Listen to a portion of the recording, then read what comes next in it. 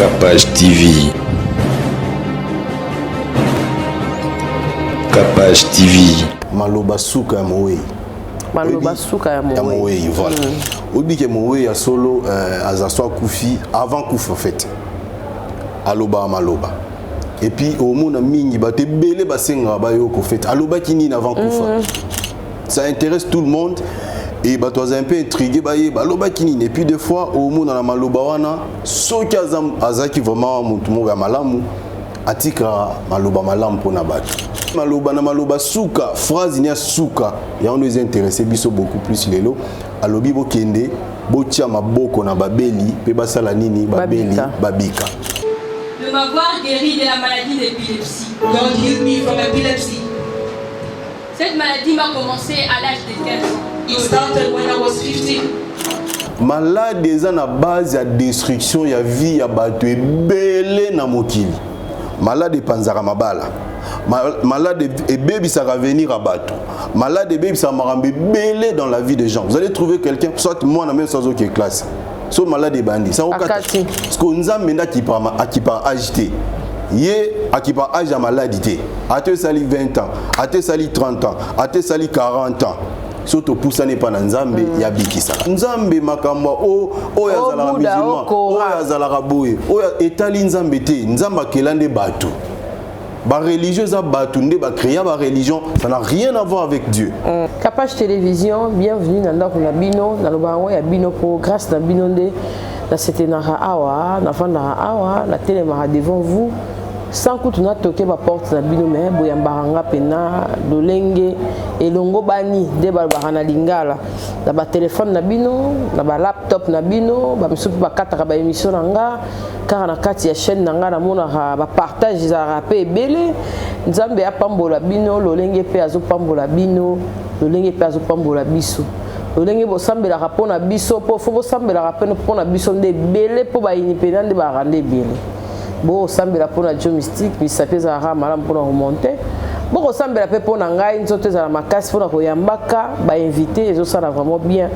Dengue chaîne les alliés qu'on a apprécié, et ça va bien, tous qui n'a 200K, et ça la biso vraiment bien, biso à te sponsoriser raté, te booster raté, tous à peine dengue, moko na dengue, machine et autres kendele. Te petit chancel baba bravo et belé, bah félicitations et belé parce que Azali, moko Azali ko ça la fierté dans sport, lobby baloba qui fouter, mais le loba changer maloba. En tout cas, Nzambe a pambola ba yini. Te petit baromboti. Merci. Bokolanda biso la frère Béni, Azali moko, ya ba invité na biso o arosala lelo spécial. Na etokobeta ma solo o etali église ba chrétien. Mais misala ya bana na Nzambe ndenge ezali kokende tokobeta li solo vraiment lelo na kati ya Capage télévision na pesi honneur ya kozana sima logo na biso et merci en tout cas na ye parce que jour na mona ki ezaki na kati ya hôpitalo et ça allait vraiment bien ndenge lobi ngai penza en tout cas kana kindara kosambela po na bato bazali kobela po na babeli ba o bazana ba problème en tout cas Nzambe apesa vraiment solution.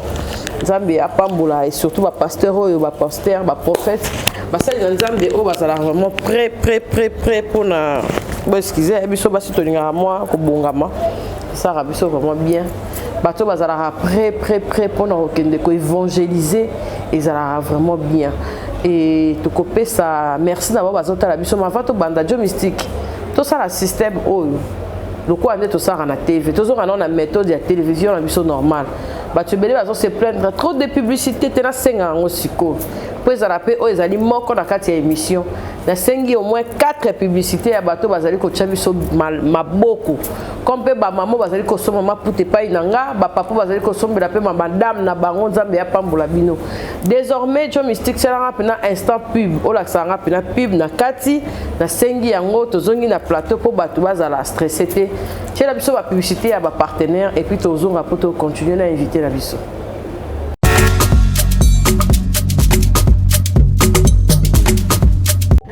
Kapache a éliminé Hop Multiservice. Hop Multiservice, ils ont un service ébélé où il faut rendre bino bateau bolinga rabiso. Tout ça vraiment organisé. Bah, on va aller là. Et la kenda qui est, la personne qui est bon, et va viser limité. Et va refouler Hop Multiservice. Et aussi, ça va problème na bino ya ba voyage. Visa de voyage pété, d'études pété, tourisme pété. En tout cas, na carte ya visa tourisme, on a un nyonso. Ils ont une opportunité, il y a kozwa Queen Card. Donc Queen Card, on a facilité nyonso. En plus, tout ça est une imprimerie, une imprimerie. Côté voyage, quand on a Queen Card, on a vraiment un séjour non assuré. Ma maman nyonso, ma parent nyonso, ma papa nyonso, ma jeune nyonso. Olinga otanga libanda, olingo kendo beta tout. O sala moi business na yo, Hop Multiservice. Et ça on a pour le service na bino tout. En tout cas, et copé sur ba moyen nyonso. Olinga ko bima libanda ya mboka, o contacter kaka biso na ba numéro de copé ça. En tout cas, on vous a biso 565. Et puis kaka na ba service na biso les allez multiplier. Que les bino ba billet ya moins cher. En tout cas, les agents siroté kaba billet. En tout cas, tout kaba billet na moins cher. National et puis international. En tout cas, bravo. Boya ebele pour tous zana bino maele. Hop Multiservice. Donc comme en 2023, en tout cas, propagande de mata. Bon moni ba short ya malonga onga na lati. On a un projet à marque de santé, on a un matanga. Tout balata ba polo, il y a deuil, il y a fête, il y a collation de grade à cannabis. Pour la collation tu vas te la taper ba polo. Il y a le nyamuto to ke kotika. Et ça nango na fête na olingi balata ba t-shirt. Et ça nango olingi na propagande na yo balata ba t-shirt. Hop Multiservice c'est ça wana. Et ça ba service belé et puis imprimerie numérique, il y a le niveau, il y a le colo. Et il y a des binos, toujours imprimé ba bâche, ba fiche, ba effigie, ba calico, bilo konyo sur la concert na yo, Hop Multiservice c'est ça wana. Et coachelo ba calico ya kitoko komatisa tout le monde appelle que oh artiste est solo. En tout cas, événement est solo. Bon hésitez vous allez vraiment dans ba qualité nyonso. Hop Service, on a bana mboka. Vous rêvez d'un teint uniforme et éclatant?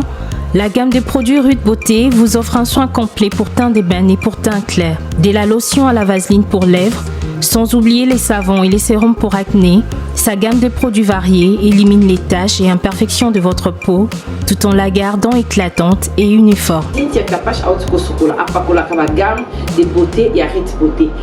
Secret na ngai ezali Rude Beauté. Bato nyonso balingi te na bango ezala kaka lokola mwindu ya ngoro.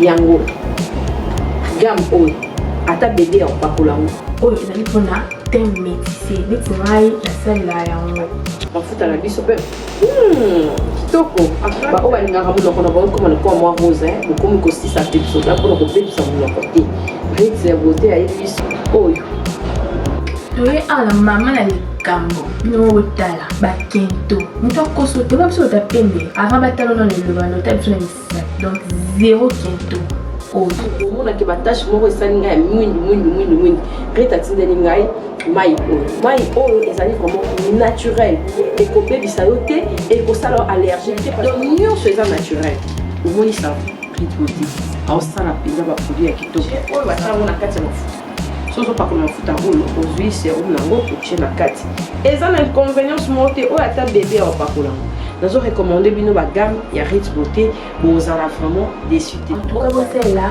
Rude Beauté ana ba produit malamu pona kosola bino oyo zona pona ba kento surtout nazo meta c'est botala arama bomoi déjà ba kento ezate ba noir ezate misat na ya kosola likolo na tingani ka na Rude Beauté. Rude Beauté oumela.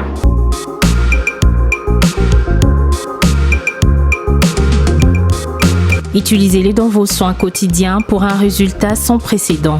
Fier de ma peau, fier de Rude Beauté. Yo l'équipe, ici Elvis, l'ambassadeur de l'amour, juste pour vous dire que je vous conseille fortement de contacter Tam Tam Voyage pour vos voyages et déplacements. C'est eux qu'il faut contacter. Ponctualité, professionnalisme, il n'y a rien à dire. J'ai passé un séjour très agréable en compagnie de Tam Tam Voyage. Contactez-les, c'est eux les numéros 1 du moment. Love.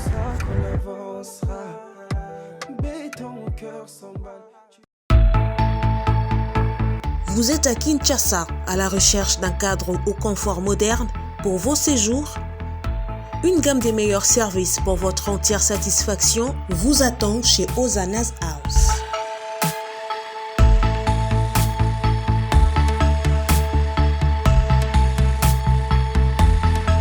Son salon VIP vous offre un espace de travail, de détente et de restauration relaxant, climatisé.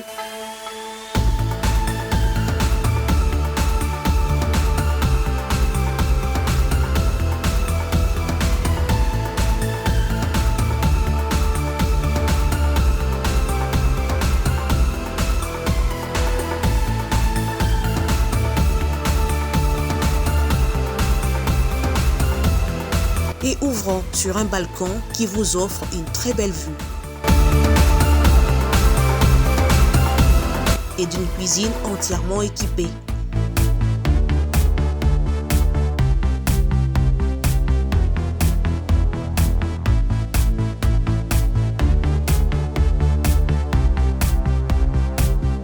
Sublimez votre séjour chez Hosanna's House. Avec nos chambres confortables, lumineuses, élégantes, donnant accès à une salle de bain bien équipée, contactez-nous au +243 99 24 46 090.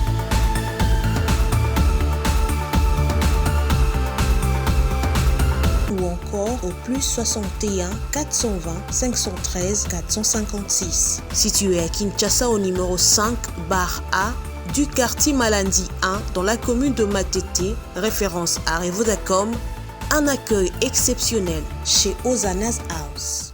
Merci na ba partenaire na biso bazali un peu musika Flat Hotel na biso il na Matete boyebi yango. Merci na la jaquette ba veste ya solo pona ba maman la jaquette azana no sali commande en Afrique du Sud et yé ozu yango ba partenaire bazali vraiment ebele tam voyage olingo voyager na transport vraiment en commun tam voyage azawana pona biso nyonso et Ritz Beauté Loposo Nzambe à Loposo aza pona biso. Normalement, il faut que nous ayons une publicité pour bango pena sans bango bomone bongo te bomona mai te bomona kabelo te bomona rose te. Nzambe apambola bango pe apambola frère Béni oyaye lelo. Bonjour et bonsoir la émission na moi. Bienvenue frère Béni na kati ya Kapach Télévision. Pour nous, c'est un plaisir de vous recevoir aujourd'hui na kiti na biso ya Bokondi. Bienvenue. En tout cas, merci beaucoup maman. Et Nzamba Pambo l'émission. Oyo. Amen. Nzamba Pambo la yo feta Mathieu Lisusu. Amen. C'est lui qui a dit que tu reconnais toujours les bossos. Tu as massimaté. Et si Yamalam souvent ezalaka, plus vous avancez, plus vous évoluez. Amen. Parce qu'on peut avancer sans évoluer. Il faut que au monde en fait quand vous avancez, si vous évoluez, je pense que c'est une très bonne chose. Et on est au awa en tout cas Tokumi Sinzambe et Abakisa Lisusu. Amen. C'est ça. Amen. C'est ça. Je pense que moi, idée pena moi les lots, ils assurent beaucoup plus sur Maloba Souka Moé. Maloba Souka Moé, voilà. Obi ke Moé a solo Azaswa Koufi avant Kouf en fait. Aloba Maloba. Et puis au monde mingi ba te belé ba senga ba yo ko fait. Aloba kini avant Koufa. Ça intéresse tout le monde. Et bah toi un peu intrigué baloba kinine et puis des fois au monde dans la maloba wana soki azaki vraiment mutumo ya malamu atika maloba malamu pona bato atika en fait je peux dire yazo ki ndema atika venir pona batebeli. Ah c'est de ça que nous parlons et précisément tala mukolo yesu tango ayeba kazo kenda zo kufa maloba na suka aloba ini alobi na baye koli bavandi aisi bango bakende mokili mobimba bakende koteya et puis alobi bobinga milieu mabe bobikisa bato et puis la parole aussi de la protection kata bomeli bilora mabe fait et osabine loroté c'est la protection mais maloba na maloba suka phrase nia suka ya on nous intéressé biso beaucoup plus lelo alobi bokende botia maboko na babeli pe basala nini babeli babika et je pense que pour na kosuki ça intervention moké oyo na circonstance où on a des toyebana na maman vraiment maman capable parce que les qui osent dans voiture quand la voiture a démarré je vais vous expliquer ce qui s'est passé dans mon qui auto fait j'ai entendu dans la côte j'entends nous regarde Talasima c'est pas si vous avez peut-être vous n'avez pas observé na côté déjà bon na mona ka lokwa bato bayeba nga ba ka souvent pesa bambote na côté déjà après na bimi et quand je suis sorti Nathalie me mutazate ah mais Nathalie bato un peu musika Je voulais entrer encore, c'est la même chose. Après Natalia, j'ai vu dans le véhicule. C'est pourquoi Naye, Nabeti.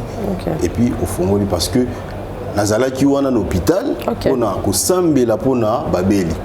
Pona maloba suka Yesu, asuki sa ki na phrase wana, lomana suka wana. Dona maloba suka phrase asuka. Yamba. Bo imposer maboko na babeli, pe babeli bakobika. Donc c'est dans ce sens. Dans les circonstances, on a des tokutanaki. Et c'est ce qui nous amène ici. Papa, il y a mon livre, il y a Yonde Bolobara. Et puis l'église, il y a Yomoko. Circonstances, il y a Yamba Yesu. 3 questions. Bon, l'église, il y a Nzambe d'abord, ça c'est important. Et l'église, il y a en Congo, l'église, il y a Limité. Limité, première rue, sur les petits boulevards. Au côté de juste. Première rue d'Ilandos, sur les petits boulevards, au monde en fait dans la salle, les applications ça n'a en fait. Salle Bolingo. C'est là qu'on se réunit, tous à la chaque dimanche, na tongo 8h on est déjà là-bas.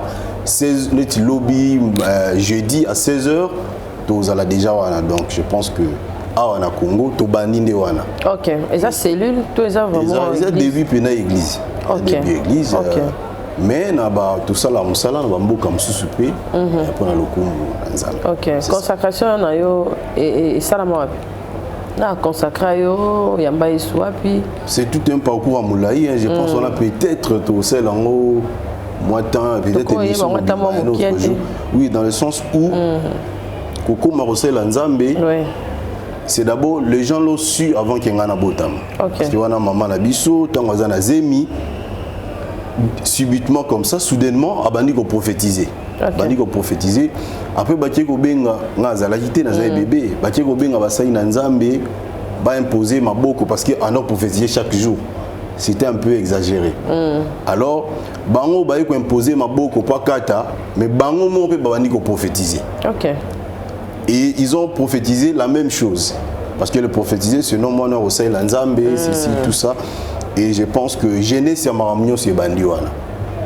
Après, il y a tout un parcours, toute l'équipe a un parcours, il y a Maman Nzambe et d'enseigner aux autres. Donc je pense que c'est ça.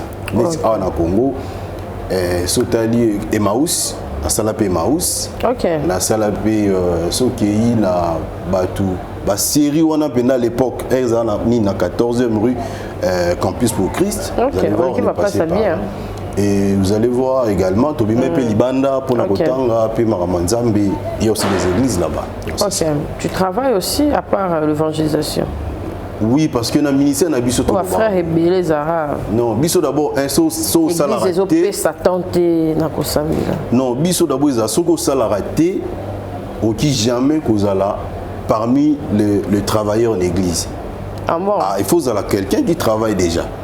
Et biso zala bon. C'est pourquoi vous allez voir, même bien que toi en église, mais peut-être comme sur Yawana, nous avons une salle, en même temps nous avons un supermarché, Bolingo, Somoni, et Zawana déjà. De ce moment peut-être avec le temps, parce qu'il faut l'oignon se bandar après. Église comment précisément? Église Bolingo. C'est ça le nom de l'église. Bolingo. Ce qu'on a dans le département est belé. Voilà, c'est ça. Donc on a tout ça là-bas bilanga, il y a des champs, des plantations, belé. Les histoires qu'on a, peut-être dans le supermarché, il y a biso moro mususu, tu es à bio. C'est nous-mêmes. Vous avez ma sosokuna.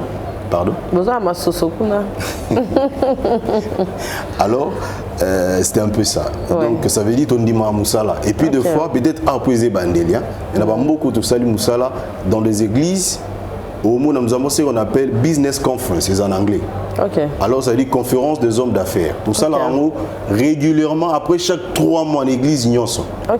Parce que pour ramener les gens dans le principe à Moussala. Donc je peux dire, c'est bien, parce que c'est rare, jeune basa de l'Anzambe, et puis jeunesse mingi comment naza trop chargé na musala ya Nzambe, ils ont pesanga makoki ya kusala musala mususu te, mais entre temps tomona hango et puis eloko mosusu on amonaka na baeglise awa ezali que bafrère na basœur oyo bazalaka tout le temps na baeglise wana bapaster bafutaka bango te or que fois ezalaka mpenza na département moko boye bato balalaka baintercesseur oyo bazalaka na place ya kokende te wana bazalaka ta na liste ya pay toyebi ke asalaka na kati ya église malgré ke eza tozosala mosala ya nzambe ezalaka na lifuta te lifuta yango nzambe mais quand même moi rémunération ezalaka mpo baeglise apoto ezalaka bongo mais Afrique mingi ezalaka na bastructure wana te nayebaka te pourquoi on a raison mais wana ezala mingi Afrique francophone Afrique anglophone ezala moins différence eyali au monde là les gens travaillent oui bien sûr mais au monde même bateau basala en église bon, peut-être parce que dans le monde na biso ya bon na biso te parce que nga aussi identifié na français pour la langue na biso te mais toujours le bango généralement des bateau balobaka ba francophone l'église pena makasi ezala raté ils en ont noté OK ah oui ça c'est la vérité mais dans le monde anglophone des okuta pena l'église a miné ne peut bon c'est vraiment bamba leader non seulement des églises mais leader à ma presque nyonso ba domaine est belé au fait donc dans ce monde là où mon église est fonctionnaire un peu différent moi différence c'est ali parfois les gens se retrouvent et les gens sont récompensés et il y a des grandes églises qui fonctionnent aussi pour le bien-être des gens il y a un église au tout ça là nkoloya kuna au monde la plupart des gens parfois qui viennent tosunga bango na rolia bana msu totangisa bango oui il y a des enfants qui viennent basés un peu délaissés on le soutient na ba maman pe mususu to soutenir bango au fait je pense que ça fait partie à rôle l'église c'est le rôle qu'on joue aussi OK oui. Papa Béni et ça la vidéo mon atali na chaîne ya Mamou en Afrique du Sud et total à audio bon yo pose à notre en actualité te yo nyangwekar atali on la chaîne ya Mamou et ça na congolais moko dès la landa qui moi explication mokia azala ki kobela dans ça la supermarché bon songolo akoma pena na ba souffle suka maman wazo filmer azo ba pena za ndeko na biso congolais to ya ko aider ye to mema en hôpital alinga kufa mais la bible te mona rappelle bon samaritain wa mimaka quand même bato balekaka mutu mais pe azaka bon samaritain kota mutu nga mimaka pena tina hôpital bato ba condamner na maman azo filmer babia to zaki na makoki te mozaki la première personne ya ko mema mutu azo kufa na hôpital comme mutu pas kufa ki pozaki ba souffle ya suka lelo tozo mona bato ebele olie to edane boye tozo préférer ba tout à mutu alinga kufa mala mutu filmer que toza na compassion ya mutu yango au monde on va dire place ba olinga otela mutu poison penza na mai boye yo pozala ki wana o préférer o filmer ne ba tele poison na azo ke ko kufa ke o alerter mutu wana ke keba place wana to mai wana ozui wana ezali mai moko ya mabe frère Béni opinion eza nini na ndenge tozo vivre na mokili ya lelo bon c'est que elo na loba peut-être na mukuse bon peut-être na tala na vidéo te tu na une canne expliquer tozo en général voilà attends dans les chrétiens même si vous êtes musulmans donc mutu oyo yo nzamba keli déjà aza un être humain aza sacré Omoni ataza des musulmans, ataza païens quand les gens disent parfois oh assemblée la raté au ninte, c'est même pas ça le problème. La première des choses à faire c'est quoi? Sauver la vie de la personne. Amen. Ndesco moko ya ba faiblesse ou ya côté inconvénient ba réseaux sociaux yango wana. Parce que quand il y a selon moi réseaux salimana, soit bitumba, soit le réseau koya ou bien mtalinga kufa, vous allez voir la première des choses batwabo ça n'a même coupé sa premier soin. On lui appelle sa premier soin à filmer. Ça veut dire que ça va inconvénient, bah t'es belé pe bah koufi na bah circonstance wana. C'est pas vraiment bien. Et ça vous promet la religion té. Attends ta sambe la raté, ça peut problème vous de raster. Un être humain au nzamba keli parce que c'est Dieu qui est à la base de la création à Batunyonso. Alors quand une telle chose arrive, je pense que ce qu'il fallait faire mieux c'est kosunga. Par exemple, je peux dire une chose. Azo qui roté ça en malamu na kenda na mboka moko na pays moko et église peza kuna na fongo l'église évolue très bien bato oyo basunganga pona na bande église baza musulman. OK. Ah, ce sont les musulmans baza ba chrétiens té. Mais basungyo quand même. Basunganga na bande église. C'est ba chrétien ba ngeba sala on. Basunganga na bande église baloba pété que non oyo aza motamboka na biso té. To ko pesa boy. Rien du tout. ils viennent là-bas et puis ça s'est passé comment? D'abord, à travers moi, on a il y a 11 ans. On est musulman 100%. Ok. Moi, on a il y a 11 ans. Alali, après, à l'autre, que Mpaya wana Congolais wana assemblé pour Nabiki. C'est un musulman, on fait souvent ça il a un mais au moins l'enfant a eu courage, a bien dit grand frère Nebaya ensemble. Ok. À l'obi Ndoto, j'ai compris qu'il fallait intervenir pour l'enfant. Na bondel pour na mona wana, azana pour ma miswa, de pas botama, azana pour ma misu, de pas botama, ils a la soe bandi, même soit bandi classe il faut 4. Même soit bandi classe il faut 4, c'est qu'à autant à souster. Et banda qui siko. Mais na sia kolela wana, ba parents babimaki et puis elle est venue avec son grand frère. Na bondeli po na ye selon ndenge ye moko monaki. Nzamba obibiso de tala. O za musulman te nzamba tala mambo. Te ayebi ankutu te. Nzamba yebi makambo wana te. Makambo chrétien musulman wana eza ba conflit ya mindele na ba arabe. Parce que ba noir ba ye ba vraiment bien te ba kota na mambo etali bango te. Ils ont la guerre à bâton sous. Ok. Alors on prie pour l'enfant. Azongi abiki et puis ayebi si papa bana maman ba. Que non, au moins ni tout. Ah ok, ça va, d'accord. C'est alors que baye maman na papa pour quelques jours assistance et bandit to bandit peut solo là et baye qu'on remercie n'habite beau remercier t'es beaucoup ça et on prie on remercie Dieu et finalement bangonde bakomi ko kende même ko benga ba chrétien ozomona maman bangonde bakomi ko kende même ko benga ba chrétien mais ba musulman 100%. Vraiment. Ça veut dire Nzambe, pourquoi Nzambe abisa et mwana wana? Pour Nzambe makamba o yazala musulman, o yazala raboye, o etali Nzambe te, Nzambe kelande batu.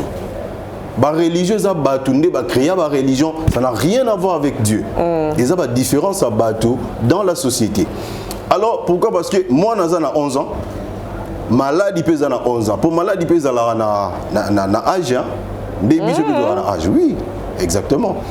Pour na evami na domaine là aussi là effectivement na domaine parce que on a raté ce qui contrôle de consultation hôpital docteur a autono ba komi na âge no ba tuni âge o ya yomoro muntu au lobby après ba komi après au mona ba tuni sikoyo âge à maladie mais ba tuna ondeni ça fait combien de temps aux obéla a tuna ndi âge à maladie. Okay. Oh non, ça fait 3 mois. Ok. Il moi maladie oyo ya catégorie oyo ceux qui ont mis 3 mois, il faut traitement ya boé. Ok. Maladie à catégorie oyo ceux qui ont mis 5 mois, 6 mois, c'est comme déjà en état pour eux. Ok. Ça veut dire qu'ils ont traité maladie par rapport à l'âge de maladie. Maladie me souffre 2 ans, ça se passe en 2 ans et commis 2 ans. La maladie me souffre que tu vas voir quelqu'un oyoyo abeli pour maladie me souffre et où me l'a raté. La maladie me cousse ça. Oyo mon malade on a peut-être ça peut faire seulement oui à Koufi. La malade a 3 jours pesa. La malade a 1 mois pesa. La malade ils ont appelé bané belé ezali. Pour malade au fait en réalité et mi baby sara yango moko na nzoto monte mi bomi et puis mi bomi na muto. Solo. Et puis c'est fini. Alors yango mona mingi le médecin demande malade aux obéla ça fait combien de temps? OK. Pour pas comprendre au moins que komi na niveau nini. Neti mwana wana ça veut dire au mona raté même na Bible komango babi mkolo msusu yeso zo leka boy. Moi si mora zaki na problème à makila zo tanga makila pendant alobi bien pendant 12 ans. On va mentionner l'âge ya malade et puis avant mentionner âge babandi boy. Balobi bien que à qui ba traitement et pas ba médecin ba qui hôpital non c'est pourquoi hôpital les a mabété nzamba zanzamba big saka ba médecin pe nzamba on appelle ça on la on ça traitement sauf que à qui et pas ba médecin traitement balobi a baby simbongo ne nyonso azu solution te parce que mukolo ba tourner ce que ya nzambe moko tango azo leka moi si on a yoki ke aoleka awa abi non je vais aller là-bas et puis na osala na simbe la mani soki ka na simbi na biki mais au moins on va mentionner bien bazo pesa âge ya malade na isaf 12 ans oyoyo abandai kotanga makila parce que nzambe nda kipa agité Yé akipa âge à maladie. Ate sali 20 ans, ate sali 30 ans, ate sali 40 ans. Surtout pour ça n'est pas Nzambe, ya biki ça. Et Rassimé lamba yeso saini. Abikaki. Donc malade zaki na âge à 12 ans et saini ne biki po maman ton négligera maladie mingi. Malade des ans à base à destruction, ya vie ya batu belé na mokili. Malade panzara mabala. Malade et bébé ça va venir à bateau. Malade et bébé ça m'a belé dans la vie des gens. Vous allez trouver quelqu'un, soit moi, même sans aucune classe, soit malade et bandit. Ça donc malade des ans à base à ma belé et ton négligent au mini. Tout le monde aura maladie. Non, non, non, non. Il faut bien. Ça maladie là. Mais souvent comment nous autres c'est obligatoire nous autres monter ningana. Oui. Effectivement, mais tant nous autres ningana, nous autres lobandé, c'est le langage du corps. OK. Nous autres ils déjà que non. Pas neza. Et loko moro ezawa. Donc eza neti mutuka non? Sozo kumba mutuka. Wana pas na muki au sentir ango déjà. So négligent ngo ego boma pe monter. Nous autres be ala bongo. Ultimement malade à moukier, moi symptôme à moukier. Il faut l'année langue, c'est très important. Surtout moi faiblesse on est à la mine église. Biso ba église, au lobby nzamba zali. Je vais prier pour ça. Et ça les loroté, na bi nzamba obi sanga pourtant nzambe on a salanzo to pepe ça de assigne. Il a créé le corps comme ça, c'est Dieu qui te parle déjà à travers ton corps. Que quelque part rien ça ne va pas, faut bongi ça. Soit il faut aller voir les médecins et accompagner de la prière également. Au monde Nzambe à Sali Maramnaï. Moi j'ai un papa, peut-être notre bien-aimé, a rebalancé mes vidéos. Abela Panda, c'est un diplomate gabonais. Ok. Bon, tout le temps il peut n'amboka mususu na Gabonté, mais Abela pendant, en fait, 40 ans il y a malade. Donc ça dit malade il y a âge à 40 ans. Et razotant à classe. Era commis diplomate, era sali maramnyoso. A zoa traitement partout. Des boya. Ba traité en Allemagne, abikité, ba traité en France, abikité, ba traité en Canada, abikité, ba traité en Asie, abikité. Donc malade des oboya et puis ezaki na freinage pe y avancement ya yé na musala. Malade de freiner pe musala en fait. Et un jour Nzamba bikisi quand on culte bo on a yimo wazoloba. Témoignage ça. Après 40 ans, oui. Je pense qu'on va balancer les bisongo. Et après 40 ans, il y a malade. Abikapé, au monde malade il y a grave. Ba malade grave sont qui est hôpital, ba ça peut traitement ma casse pour malade ya ma casse. Parce que Nzamba est différent. Plus malade des ma casse, plus Nzamba bik ça facilement. Na mukuse. Donc plus situation est grave, plus Nzambe a ça là qu'en fait, il donne la solution et il résout le problème facilement. En fait, il y a mon comment bateau batanga mingi. Ça veut dire Azan l'église, Azan on a pour avoir raison, il est là pour Dieu. Pour Azan est déjà bien. Mais Nzambe a pogné pe Nzamba bien, nazo bikise mukolo, pe Nzamba sani, Nzamba bikisi. Il est guéri. Et puis tellement que moi batamaele avant d'habiter, bon, faut naziana pendant 2 mois. Si on a yo qui bien et l'eau que zate, là au moins je peux glorifier Dieu. Ça veut dire qu'il est malade, il a déjà 40 ans. Mais nous avons souligné quand même à koufiter. Et voilà ce qu'on a point on a dit tout le monde a peu bolingo nzambe. Amen. Je connais une Congolaise, monsieur peut-être découpée au balancer les bisous. Hier abela épilepsie. Moi malade d'épilepsie, na domaine na maladie nyonso. Faux malade. Maladie oyo Yesu ye moko alobango moi na nzambe ye moko alobelango. Ba ye koli babandi ko imposer maboko pa bika bikité. Après ye mo ba tunie ya ye abondeli ya biki. Après ba tunie balobi ndeni biso to kokité. Ndi expliquer bango ba malade ya boye. Ça veut dire malade pesa la ba catégorie. Et bika toujours à travers nini ba jeûne et prière. Ça veut dire eza ba maladie ordinaire té. Eza ba maladie ya mike té. Donc eza maladie ya passe. Et cette fille c'est une Congolaise, une jeune fille en fleur d'âge. Ça veut dire pour simplement pour dire que malade et robé ça va venir à moto. Pour imaginez-vous jeune fille oisobé là déjà épilepsie. Nana obalaye. Qui va accepter d'épouser une jeune fille ou épilepsie? Si tout ça va monter en déjà. Bah tu as un peu anesthésie. So mbala boité famille en bal bansala nini ba boya. Eh to lini malade dans la famille. Alors elle arrive à l'église. Nzambe aponi pas longola po Nzamba linga maladie. Amen. Nzamba linga malade na nzota mututé. mais sauf que maladie nde lula nzoto. Mon kande en fait nzoto lule lamba. Nde mo pe malade lula nzoto. Malade linga nzoto trop, mais nzamba linga bongo te. Alors on a prié nzamba bikisi ye. Amen. Oh chaque nuit, moi azolo bango na butu. Chaque nuit azo sala ba crise. Azo sala ba crise, azo sala ba crise, azo sala ba crise, azo sala ba crise. A commandé moi mutu ce que moi quand des amutu ils sont bien été. Mais nzamba ye abiki c'était dans un culte ordinaire car jeudi simple bon. Amen. Abiki après Erazoni a sali Christé. A sali une semaine, un mois, a sali Christé. A bengi papa na bango ana Congo. Abi papa, tala papa bango abi ok garder silence, il faut zéla tout en so biki à solo. C'est normal non parce qu'il fait aussi réaliste pour vérifier réellement ce ça solo. Et après 5 mois à sala sous Christé ndé à Kelemi après perspective moi j'ai notre Zolanda. Ça veut dire et pas dans Nzambe ezala raboé. Et pas dans Nzambe ezala que Nzamba pesa bato mayele ya osala ya opesa traitement.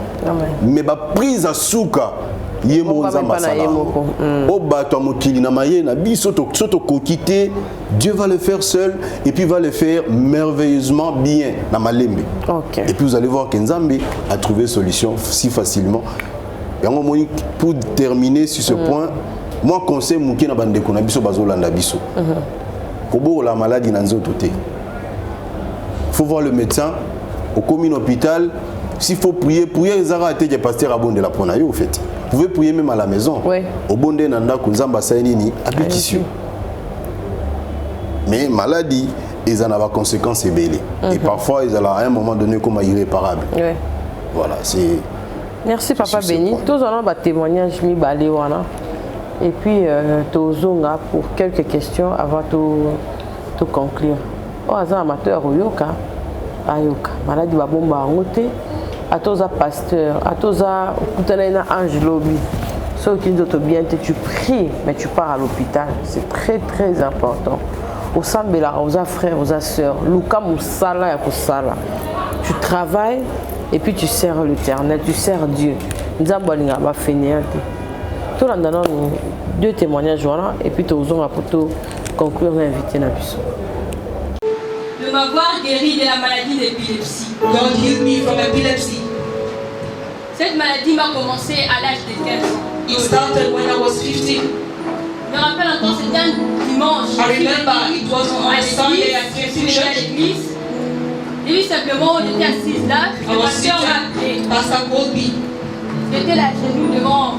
I was on my knees. Pour moi, il a dit, c'est aujourd'hui ta délivrance. He said, today is your healing. Ta maladie. Je suis rentrée à la maison. I went home. Après là, je suis partie. I went à l'hôpital. To the hospital. Je passais chaque mois. Je rentre voir avec le médecin. Each month I have appointment with the doctor. M'a dit. The doctor said. Le médecin m'a demandé. Est-ce que tu dors bien? Moi j'ai répondu au médecin. Oui, je dors très bien. I say yes. Parce qu'il me prescrivait toujours le somnifère pour que mieux dormir pendant la nuit. Sleeping pills to sleep at night.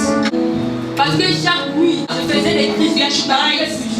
The crisis was there. Toujours pendant la nuit, je rends grâce à Dieu parce que ça m'arrivait pas au chemin de l'école. I thank God it didn't. Parce que la plupart des gens qui arrivent pendant le chemin de l'école, parfois ils font des actions. Some people have it when they go to school. Je rends grâce à Dieu. I thank God.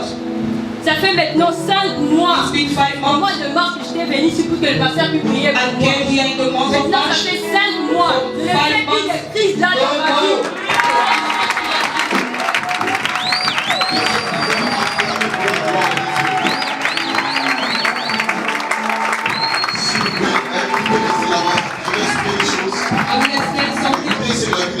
The Bible says, d'abord la maladie d'épilepsie. Epilepsy. C'est plus la maladie de la folie. It's more than the madness. C'est pourquoi le Seigneur Jésus a dit. That's what Jesus said. Un jour les disciples voulaient chasser le démon de la maladie de l'épilepsie. Wanted to cast out the demon of epilepsy. Le Seigneur lui-même a dit. Jesus said. Il a dit ce genre d'esprit. This kind of spirit. Ce genre de maladie. This kind of sickness. Ce sont pas des maladies ordinaires. Are not ordinary sickness. Qui guérissent par des chaînes et prières. Je voulais dire. Only fasting and praying. Que ça c'est un domaine compliqué. It's a complicated area. Ça sortait de la bouche de Dieu lui-même. Because from God himself. Aujourd'hui elle travaille. Et depuis 5 mois. Depuis 5 mois. Et cette maladie n'a rien pris. Elle peut pouvoir clamer.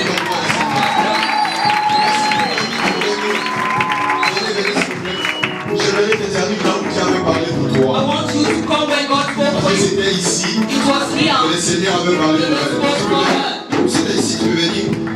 C'est ici que j'avais prié pour toi. I prayed for you. Environ 40 ans. 40 years ago. Je souffrais de céphalée. I had headaches. I suffered from headaches. Pour ceux qui connaissent ça, c'est un mal terrible. It's terrible pain. Et mes études même ont été parfois perturbées. My studies were disturbed. Je connais des collègues dans les mêmes situations ont quitté le lycée. Some colleagues they had to leave the high school. Et d'autres ont quitté l'université. And the university. Parce que lorsque vous avez ces douleurs, when you have those pain, vous ne pouvez rien retenir du tout. You cannot keep anything. Plus de 40 ans, j'ai souffert de la même chose. I suffered for 40 years. Et il y a 2 mois ici, and 2 months ago, le pasteur avait appelé tout le monde ici pour prier pour ceux qui avaient des problèmes de santé. The pastor called people who were sick. Et il a demandé à chacun de mettre la main là où il and he asked people to touch the pain. Et moi je suis passé. I went forward. Et j'ai mis la main sur la nuque. Là il y a tout se passe. My head. Et après la prière, je suis rentré. After the prayer. Et il a demandé celui qui a senti des progrès quelque part dans ce qu'il avait. Those who feel okay to testify. Moi, j'étais plus méfiant. Je ne voulais pas dire bon, ben, il y a eu des problèmes. But I didn't want to say if it improved. Je voulais attendre encore. I wanted to wait. C'est ce qui est arrivé. Je suis rentré chez moi ce soir-là. I went home. Ça faisait encore un peu mal. The pain was there. Le lendemain matin. The next morning. Je ne sentais plus rien du tout. No more pain. J'ai dit bon, peut-être qu'il y a eu des progrès comme ça. Mais je vais encore attendre. It's improving, but I will wait. On est venu ici à l'église. We came in the church. Et il y a eu une autre séance, on a demandé aux autres de venir témoigner pour ceux qui ont mal de Dieu après quelque chose. And we asked people to testify if the people felt something. Mais moi j'hésitais toujours. I was hesitating. Je disais bon, peut-être que ça va revenir. And say maybe it will come back. Mais cette fois, at that time, ça fait déjà 2 mois et un peu plus 2 months et que je suis guéri. I know I'm healed. Est-ce que vous pouvez acclamer pour la gloire du Seigneur?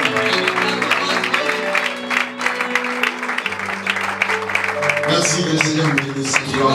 Acclamons pour la gloire du Seigneur. Acclamons pour la gloire du Seigneur, s'il vous plaît. Oh, vous n'attendez pas.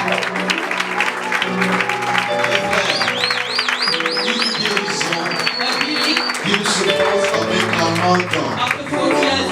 Peut-être que tu n'étais pas encore. Maybe you were not even born. Même moi, plusieurs personnes ici. Many here were not. Nous demandons les gens qui ont 40 ans ici.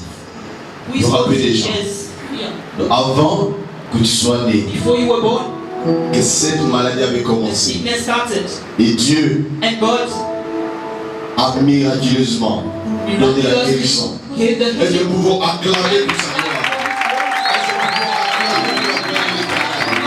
Merci d'abord balandi biso, 2 témoignages en tout cas édifiés bana nzambe ebele et ça lui vraiment quand même bien et merci parce que si jeune comme ça ba misusu ba se retrouver na banganda na nganda diamba na ya komela masanga mais lobi na consacrer vie nanga et pas ya Yesu Christo hôpital pour na kinde ko prier pour na kutana na on hôpital moko ya biso ya munene pe awa na tanga kombote pour la publicité et ça la makandenge nini parce que ma frère est belé, ma pasteur est belé, qui est dans le hôpital.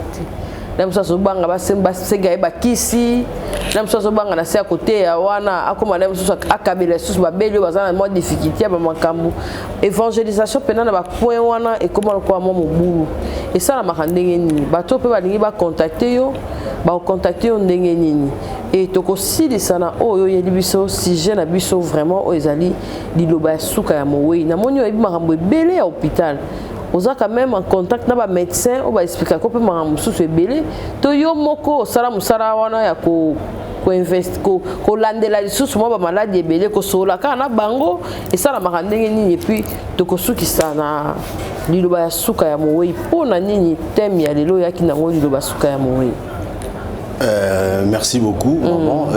Premièrement, pour la circonstance de Kutanaki d'abord, il y a un souligné, de Kutanaki dans l'hôpital, il y a un kolo imora loba, alobi mukola suka loba ni nazalaki na ni hôpital, nazalaki na prison, c'est une recommandation de la part de Dieu. Amen. Yango na kendara vraiment na bo hôpital à part hôpital on a hôpital mususu ils a awa et neti kuna par exemple en tout cas ils a la moi pas si pour na batukota mais c'est quand des baloba on va porter ils a la fermer pour na batunyoso ouais so nzamba na kati likambo il va faire l'exception amen ya moni et le mot exception là donc c'est un médecin oyoyo yé moko munganga OK malade compliqué abiki na prière après na lobi mais tous en abaka ebele biso pe to sala nini to soukaka OK je vais m'organiser je fais comment on va faire comme ça va vous aider pour prier pour les malades OK et en tout cas il a fait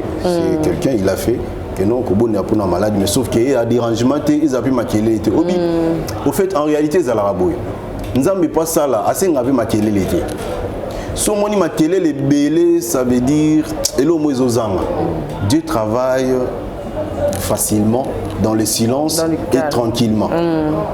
Alors c'est ce qui fait que même quand on est dans tant face à la maladie on n'a pas besoin de faire le bruit.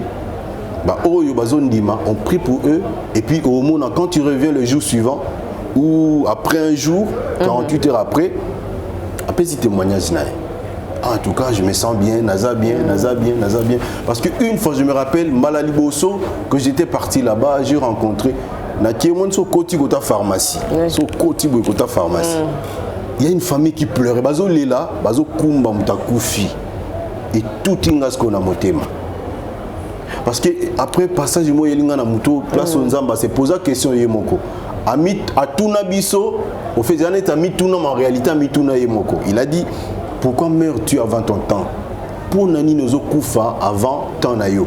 Et puis les gens qui pleuraient, il y avait une dame qui disait ceci. Abi oyebi senga boye moyeba kino déjà kozo kufa. C'est ko banda ko kosanga et puis finalement et comme il dit matanga na biso putana yebi mta kufite, je connais pas tout ce qui s'est passé mais y compris bateau bazolé là. Mais en tant qu'humain, ça touche. Et par là j'ai compris pourquoi Nzamba lobaki place bateau bazolé là pour l'hôpital ils a place à rouler là. Ouais. Les gens battent dans le pavillon sous côté, à gauche et à droite. Ils ont place oyoyo. Oyo mon appena que vie ils a bien. Mais à un moment donné vie ils ont la ils ont la très fragile. Ouais. Batou bazana c'est et c'est un endroit où à un moment donné même bon et ça l'a raté. Et ça l'a raté. Mon bon est belé mais qui mon est qui mon est comme belé mon est belé ou le kakisi. Mais qui c'est ça la suscité. Et finalement, la personne meurt malgré Bozui, malgré Nyoso. Parce que Nzamba a toujours fait intervention dans la kaka. Ceux qui lui ont été pas dans Nzambe, ok, mutazongi nae. Mais ceux qui pas dans Nzambe, qui s'est kokité, médecin va kokité, Dieu va venir pour intervenir. Pour na kenape ka kunate na kenape na bopito mususu mais à la moi mingi, un peu en tout cas il y a moi minene na Congo et na Kinshasa en fait. Et il y a toujours des témoignages.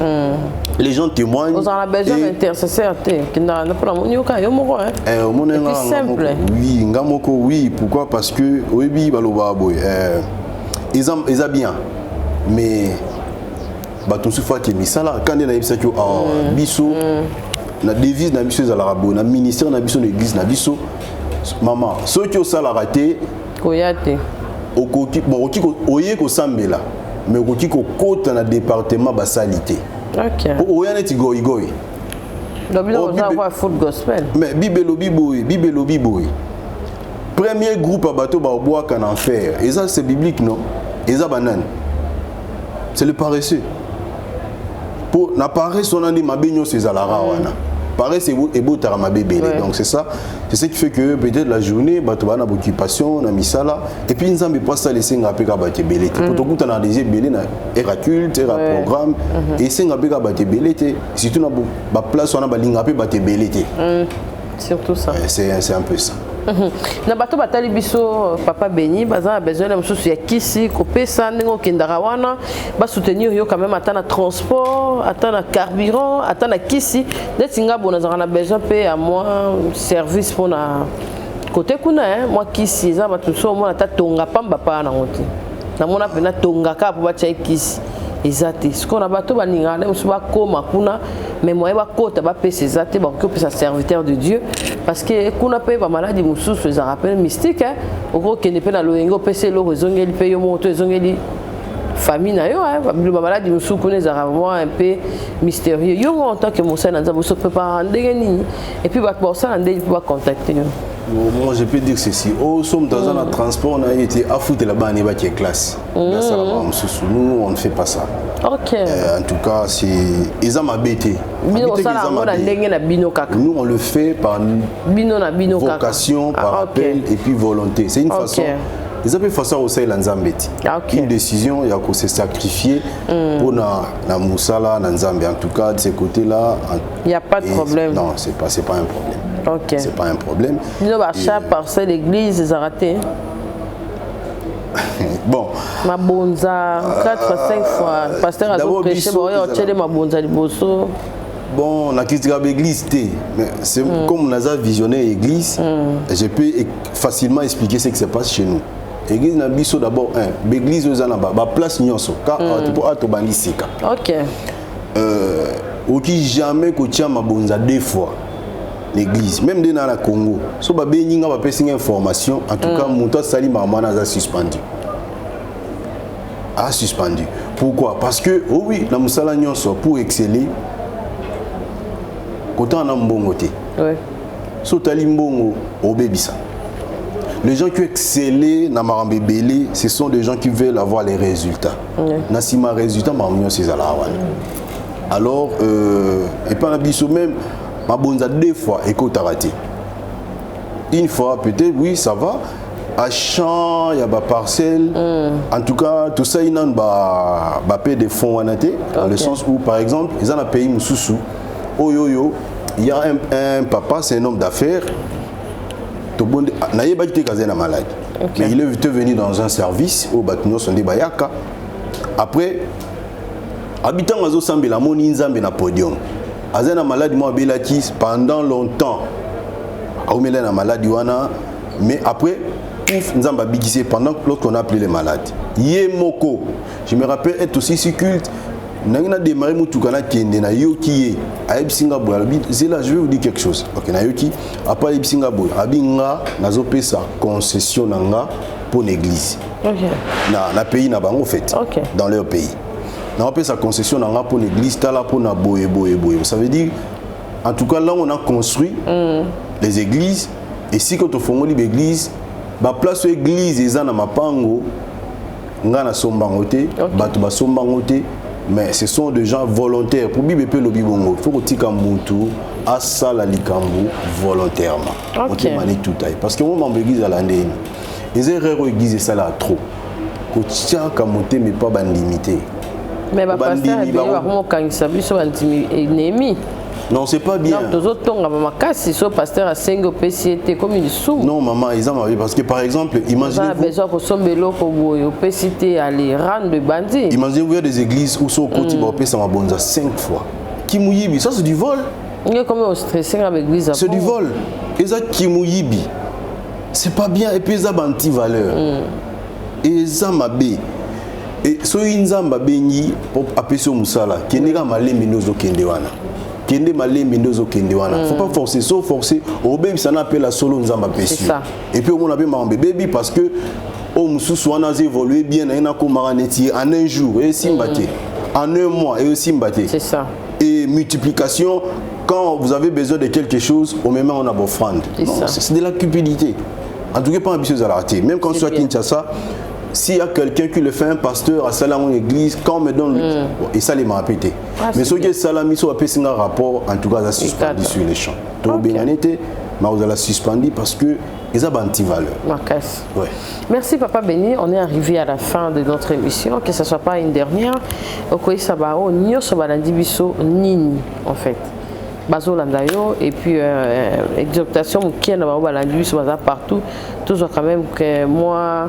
Réconfort que tu pas nayo et bananza mais bazwa moi prière moi ya mukia pour te clôturer non lo baboye sozo la nanga place nyo soza nzambaza amen so mtalobi ke nzambaza te wana kosi amen Dieu existe nzambe azali et non seulement qu'il existe il nous a créé et puis nzamba lingi toujours relation ezala entre ye na biso yango mon même temps moi na nzamba c'est kui alors, il vous êtes avantageux que je m'en aille. il faut na kende pour na tinda molimo mo santo parce que toi na période où monde entier célébrer Pentecôte.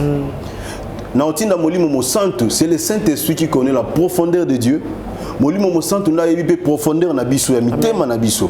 C'est pour rester en communion avec lui et puis pour développer l'intimité et la communication avec Dieu.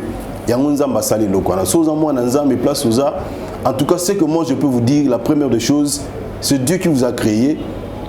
Komi condamné au moroté, kondi mapé muta condamné au tena mara nzambe. Ceux qui ont un courage à Rolanda Nzambe, faites-les. Ceux qui ont un courage à Robondela, même chez toi à la maison, bondela.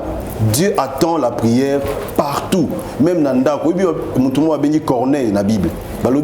Il priait chez lui à la maison. Abanda ko bondela Nzamba yo ki prière, nde ake simba moko ya bapôtre alobi kende nanda kunaye. En fait, Dieu entend la prière de tout le monde. Place aux a, kolemba robondela te. Mais moi je ne parle pas de prier un peu à la congolaise, hein, parce que prière à la congolaise et qu'il y a un peu dans moi aboutissement. Je ne parle pas de ça. À structurer prière, puis évolution dans la vie. Et si Kozali, même si tu as des problèmes, même si tu as des complications, oui, au Mitali, sauf faut tes ayote. Dieu sait ce qu'il fera parce qu'il est sur le bâti boy tant va kende nde to lobima loba moyi na suka abi bo kende na mokili mobimba bote ya sango malamu ya nzambe bo benga na milieu mabe bato baza okangama bo fongola bango. Après il dit et quelque part à lobi même ceux qui bomeli ba poison biloko mabe et ko sala bine loko te, ça veut dire Dieu dans sa parole il a déjà prévu notre protection. Et quand il dit quelque part il nous a donné déjà la domination et le pouvoir ya ko régner comme bana nzambe na kata mokili. C'est la raison pour laquelle peu importe là où vous êtes, si vous êtes malade, ce que je peux vous dire, bondela. Ce qui peut bondela parce que Bible lobby quelque part na Jacques 5 13 à 14 lobby. Ceux qui ont malade, ils sont bons de yomoro simbité, benga appelez les anciens, ils vont prier pour vous et puis ils ont parce que je suis en train de marteler sur maladie, qu'on développe malade dans les autres côtés, qu'on tika malade dans les autres côtés et ceux qui veulent peut-être se réunir avec nous à Ouattouza na Congo na Kinshasa. Précisément, l'église Nabiso est en limité industriel sur le petit boulevard. Première rue d'Ilandos sur le petit boulevard au moment de la concession il y a Coinwana, nous sommes là et comment bien Bolingo. Revoir, on a écrit supermarché à Bolingo Zawana sur le tronçon. Il y a première rue mais dans la côté il y a petit boulevard, c'est bien écrit Bolingo, c'est là que nous prions église Ezawana. Donc Ezamalam yomo Nzambe Sozana Kinshasa, si vous voulez nous rejoindre nos services, le culte. En tout cas, parce qu'on ne peut pas tout dire à la télé. Oui. Et sur place, on va ensemble, on va mieux comprendre et Dieu va mieux nous expliquer sa parole. Et je pense que le Bananzambe peut s'habiller santé moralement, physiquement et dans tout ce que nous faisons. Je pense que c'est ça. Merci. Oui. Merci. Papa Béni, Nzambe ya pambola yo pour le passage dans la Capage télévision. Dans sa surtout lobby, autoroute Koloba. Abonnez-vous massivement, appelez notre invité, place au monité pour la prière, pour l'exhortation, pour le soutien en tout cas. Surtout le numéro invité, c'est vraiment facile. Merci d'avoir baladé sur le prochainement, le numéro est Sika. Merci. Et bah, on la maman. Surtout ça prière à Souka. Ok. La soirée musika. On peut prier. Nzamba big sarata na musika. Balobi le boko na nzambe za mukusete. Nzambe assemble la rata na abik sakata na musika. Et je suis en train de prier. Et si koza ceux qui ozobé là pour na resukisa simbara place ozobé là wana. Il y a un docteur oyo azali kola ba docteur nyonso. Docteur oyo apesa ba docteur Mayele Aza. Ye azana mayele oyo place oyo bango suki aye bandaka wana il peut te guérir et il va te guérir. Si sérieusement, au mikotisi nakata tamuke quelques secondes où tu prier, tu bonela awawa nzamba robikisa yo. Peu importe si koza nzamba qui parate, oza na mboka, oza na pays étranger, oza la wapi, nzamba qui para place mutazate, il va te toucher et il va te guérir. Kolo nzambe na bomo yawe na bondeli pona banana yo bisika oyo bazali. Ceux qui sont malades, ba oyo bazo nyokwama, ba oyo bazo bela, ba oyo nzambe bazo tungisama na maladie. Seigneur, obikisa bango, qui soit guéri miraculeusement, car Oloba Kiboui, tu accompagnes, tu confirmes la parole de tes serviteurs par le guérison et le miracle. Éternel notre Dieu, na bondel pour na banana yo, qui soit guéri miraculeusement. Ba malade zo déranger bango, ba malade zo déranger bango, ba malade zo détruit ba cellule ya banzoto na bango. Seigneur, tika ete bazwa bosomi, liberté, qui soit guéri, de guérison miracle, de guérison miracle dans leur vie, dans tout ce qu'ils font, que le miracle s'opère, que le miracle s'opère pour la simple motivation de ta gloire. Na kombo na yonkolo moko espè mobikisi, papa to bondeli, o pambola monko na monko, o pambola pechen oyo, o sala, o mimonisa, na kombo na moko espè mobikisi to bondeli petolobi. Amen. Merci Seigneur. Capage TV. Capage TV.